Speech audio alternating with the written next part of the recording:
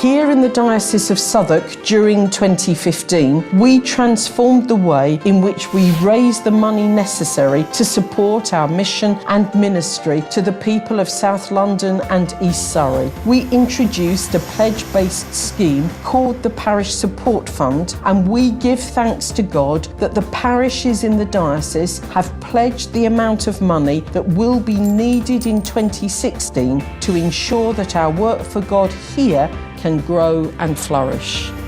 We very much hope that each parish will feel able to be as generous in 2017. There are many exciting new developments happening within our diocese, and we very much want to be able to ensure that God's message is shared in ever more relevant and new ways. East Greenwich Team Ministry is in an area of much new development. The generosity of other parishes helps to ensure that the church can be present in these developing communities. We're a really diverse community here that we're serving, and our congregation really reflects that. It's grown quite rapidly over the last couple of years. We're expecting this parish to triple in size, really. I'm really keen on us working together as a parish to serve our local community. And we have a strong view of being a team and of working together to put on events like Messy Church, where we've attracted, I think, probably about 80 children and their families and carers, and Cafe Connect, which is an open access youth cafe. It's just a safe place for them to come and be and build up relationships. We host the East Greenwich Welcome Centre, which is part of the Greenwich Food Bank, and currently we're also hosting the Greenwich Winter Night Shelter.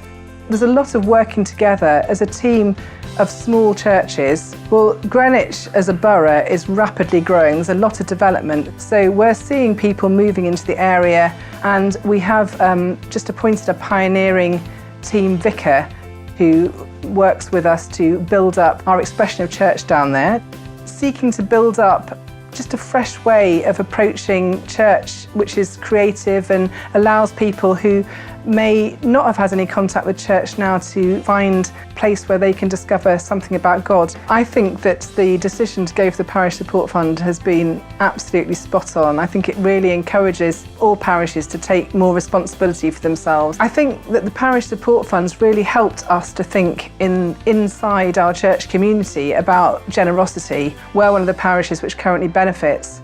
We receive 1.5 stipends and 3 clergy houses, which does mean that we can have 3 post holders. And that just enables us to, in this really rapidly growing parish, to try and offer a variety of experiences of church. So it makes a huge difference to us. We're really grateful for all the parishes which give more than they cost, so that parishes like us can continue to grow and build up and do the work that we do to love and serve our local community. There are 292 parishes in the diocese, and these parishes are served by just over 500 priests. 58 of these priests work as chaplains in our hospitals, schools, universities and prisons. We are fortunate here in the Diocese of Southwark as we have 190 volunteer or self-supporting priests. That is, priests who work tirelessly in our parishes without direct cost to the diocese. The diocese actually gives a stipend to and houses just over 330 clergy, and some of our priests are house for duty priests. And it's not just clergy who work in our parishes. We have just over 250 readers and nearly 200 pastoral auxiliaries, all of whom are willing to give of their time and energy freely in serving God here in the Diocese of Southwark. In all, there are nearly 40,000 regular church attenders in the diocese, and together we are working to share God's love with those around us. There are 3 million people living in the Diocese of Southwark. The churches across the diocese are there to serve all these people, whether or not they are members of our congregations. It doesn't matter if they are people of faith or not. That's what makes the Church of England so special. In 2017, in order to support the mission and ministry of the churches in the diocese, we need to raise nearly £16.5 million from the people of the parishes. This sounds like a daunting figure, but our pledges for 2016 have shown that there is a real willingness in our diocese to fund our work of sharing God's good news. Much of the money which will be raised through the Parish Support Fund goes to pay for our clergy who are supported and housed by the diocese. Here's some work that is going on in another of our parishes, St John Angeltown, Brixton. We're a small community church based in an area of about 5 large housing estates, and the church is an old Victorian church built in the 1850s, all surrounded by large estates and sort of social housing. Angeltown needs the church to be vibrant and active at its heart, particularly because there is no centre. When they built Angeltown, they built it without a community centre. So the only effective community hub is actually the church. We have youth work, we do music work, we work with our school intensively, we assist in the community in all kinds of activities with regards to family, to legal issues when there are legal challenges, a regular children and young people's workshop. Over half term we've just hosted a youth entrepreneurs project. We host a local market, a new market that's set up in the community. So the church really plays a key role. I think it's a little church with a big punch. That's the way I put us. St John's is not a very rich community. In fact, Angeltown is one of the most deprived communities, certainly in the diocese and in the country. We couldn't do all those things if there wasn't a full-time parish priest in this place. So the generosity of others who help to pay for my being here and for ministry work here at Angeltown means that we can be the church in this place. We can be the Church of England's presence here on the ground, building the kingdom of God in this diocese. So let's have a reminder of how the scheme works. The Parish Support Fund is a generosity-based scheme, and each year, between May and July, parishes through their PCC will be asked to consider generously what they can give to help to support the mission and ministry of our diocese and to pledge an annual amount. Everyone is asked to be as generous as they can to help to fund the work of the Anglican churches in our diocese. It's important to remember that God wants us to be generous. The generous response to the requests for pledges for 2016 and the way in which the pledged money is coming in means that we can be sure that the PCCs of our parishes will want to be as generous as they were last year as they consider their pledges for 2017. Once the pledges for 2017 have been received, the budget for the year can be confirmed by our new Diocesan Council of Trustees and Diocesan Synod. We need to remember that we can only budget to do the work in the diocese for which we can pay. So it's important that we each give as generously as we can in response to all that God has done for us as individuals and as communities.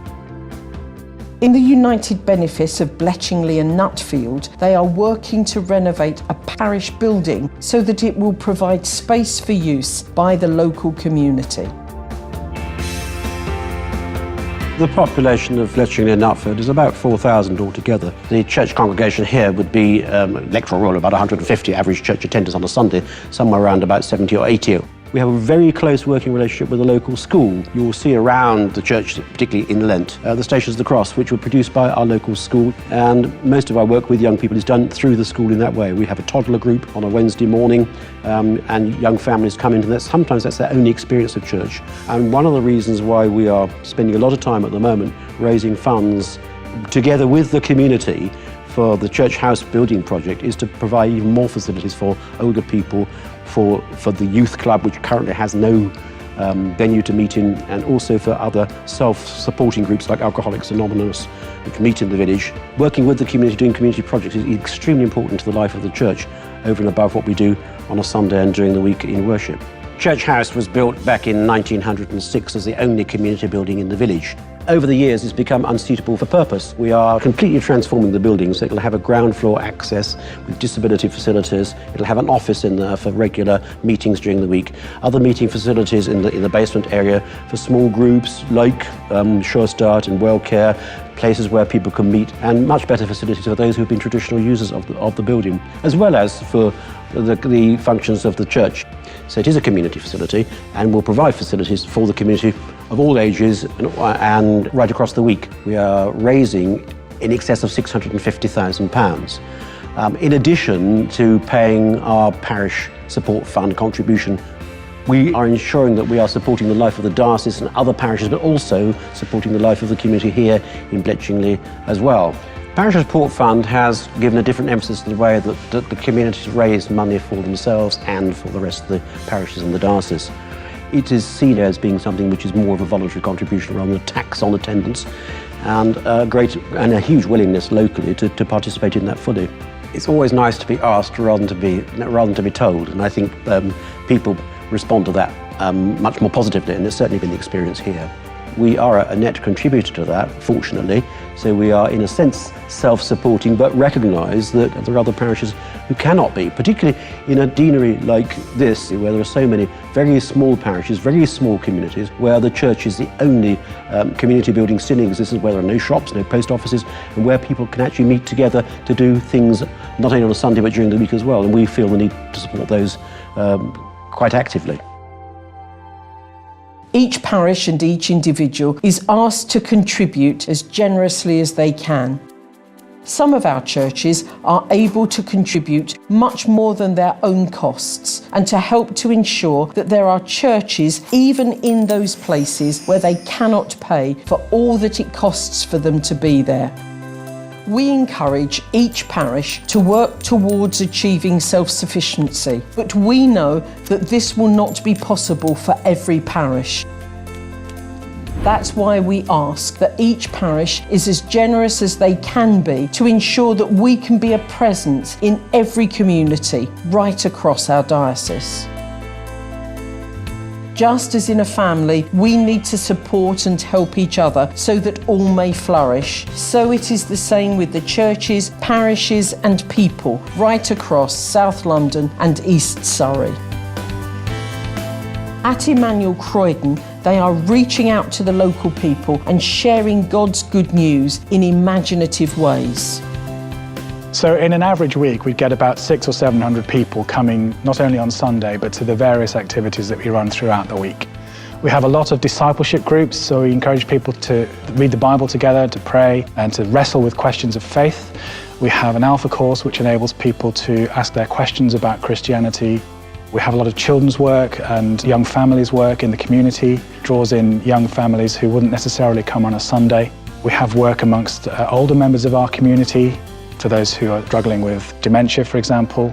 We work with the homeless as part of the local church floating shelter program. So it's a multifaceted sort of ministry, combining discipleship and study with social action and seeking to be good news in the community as well. Emmanuel's not only connected with the diocese here and the other local churches, but we have a lot of mission partnerships with various people and organisations around the world. So we support work in Tajikistan, in Moldova, in Tanzania, in Sudan. But we do see that as part of this generosity that we want to exercise really in blessing and enabling mission to happen in other parts of the world. We're very encouraged by the new Parish Support Fund. We think it's a fantastic system. Our PCC was very excited about the introduction of it. This year we are hoping to cover the cost of our 2 stipendiary clergy, that's myself and an associate vicar, and we've pledged to give an amount which will be just short of covering the cost of 2 more stipendiary clergy elsewhere. And we see it as part of our role as a church that is well resourced to be a blessing to other churches in our diocese, and we seek as much as we can to give what we can, whether that's financial or in terms of people and resources as well. And the Parish Support Fund fits into that sort of spirit of generosity that we try to engender in all that we do here. Now that we have been reminded of how the Parish Support Fund works, it is time to begin to think about what we can each pledge for 2017. Please think and pray about what to pledge so that your parish can help to support the work of the diocese where you are and elsewhere. This is so important as we seek to use all the resources that God has given to us as God would want us to. Please encourage your PCC to be ever more generous in response to God's generosity to us. Thank you.